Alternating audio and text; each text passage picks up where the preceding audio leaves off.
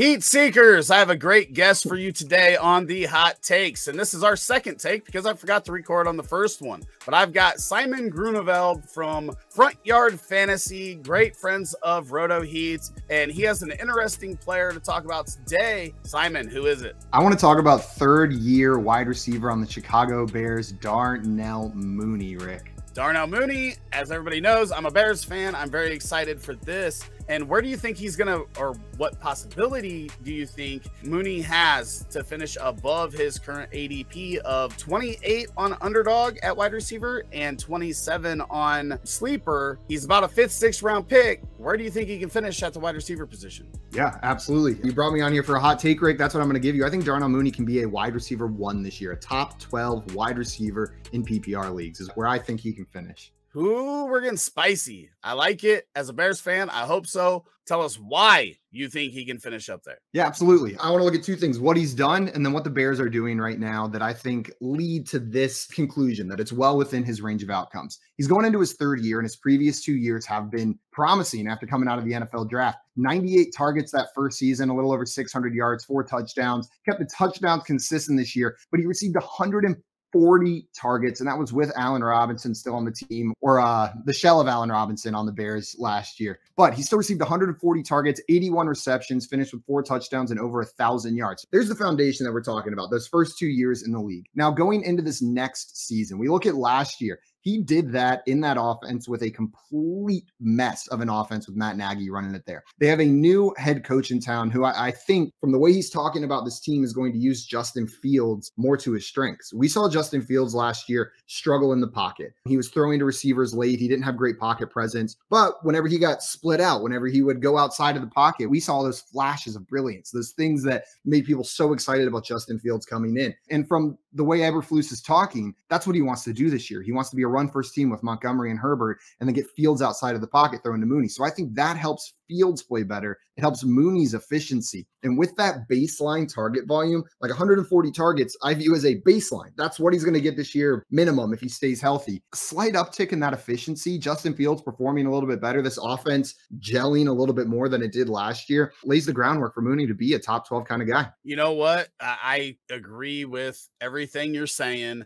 The Bears last year were just completely dysfunctional, as you said. And the one thing is Fields and Mooney and the rest of the wide receiver core, they didn't get to work together because Nagy had some Andy Dalton fascination and didn't let Fields run with the ones at all before the season started. And then it only took 1 week before he was the starter, 2 weeks, whatever. They didn't get that connection. Both of these guys have really good work ethic. All the talk out of Chicago is people didn't realize Mooney was this type of work ethic guy. And him and Fields have been working together all off season. And Mooney put on about 10 pounds of bulk to add to that small frame that he's got. He can win all over the field. Again, Chicago being dysfunctional. Most of their stuff was within 10 yards last year. There was no deep shots. Fields loves taking deep shots. Mooney can win deep. That's a whole new thing that we can add to the repertoire of Mooney's game. So up that yards per catch, that ADOT, and get some more exciting big plays. He can get you some chunk points that we didn't really see last year. No. And with where he's being drafted, I just feel like the risk is taken care of for you.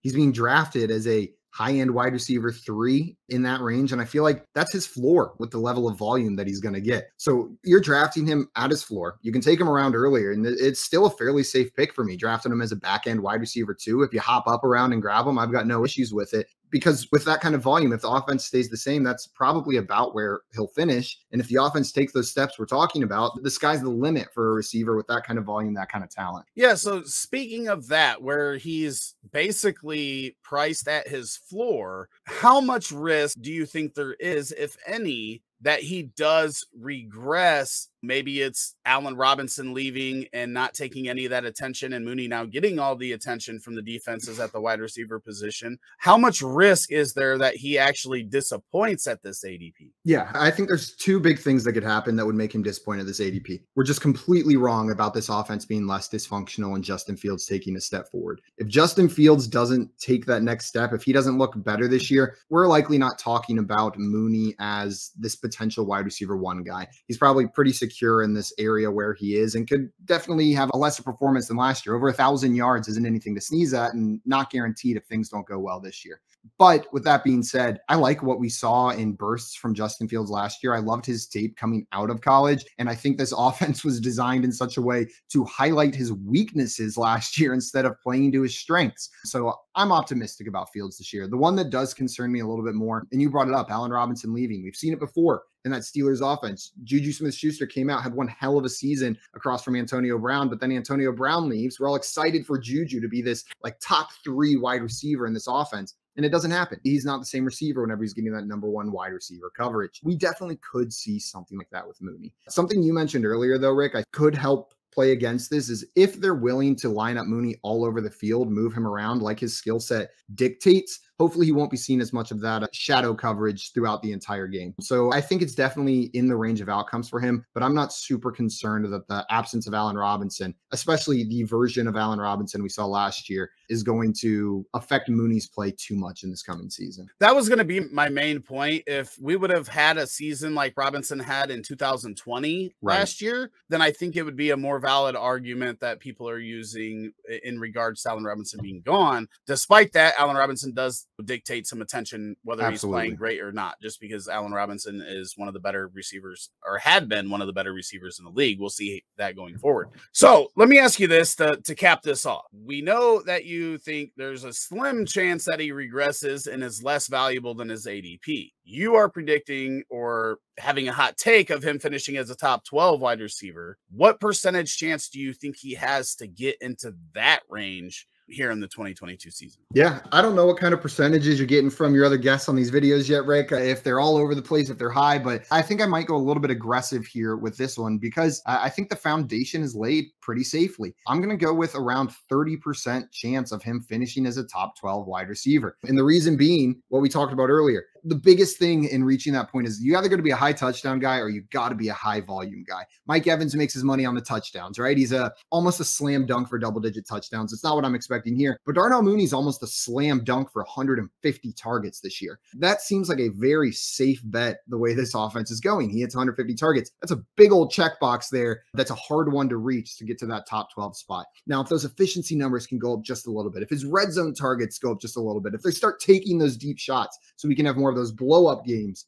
he's there. He's in that top 12. The biggest piece I think is already there, checked for him. He just needs a couple of these things to fall into place. Justin Fields to take that next step, and that's well within his range of outcomes. Listen, I love it. I love the bold take, and with not having much risk at losing that floor that he's already priced at, it's a slam dunk pick in the 5th, 6th round. Would you be willing to reach maybe into the 4th round, back into the 4th round? Back end of the 4th, I'd be willing to take a reach. It would depend who I was sitting there staring at, because most of the time I don't think you have to. But if I'm looking at the way my league's drafting, I'm sitting there at 411, 412. Yeah, give me Mooney. I'm not going to take one of these guys I have below him, ahead of him right there at that point. All right. This was the latest episode of Hot Takes. You can find all Simon's info in the description. Check out Front Yard Fantasy every day at 3 p.m. on their YouTube channel. Plus, they've got you guys do Tuesdays, Friday nights, Sunday nights now. You guys do like a bunch of stuff. Yes, we do. Friday nights and Sunday nights as well. 6 p.m. on Fridays, 7 p.m. on Sundays. There you go. This was the Darnell Mooney's a wide receiver 1 in 2022 hot take by Simon Groeneveld from Front Yard Fantasy. Thanks for watching the Darnell Mooney wide receiver 1 hot take with Simon Groeneveld. If you want to hear about Kyren Williams, click here, and go ahead and subscribe by clicking here.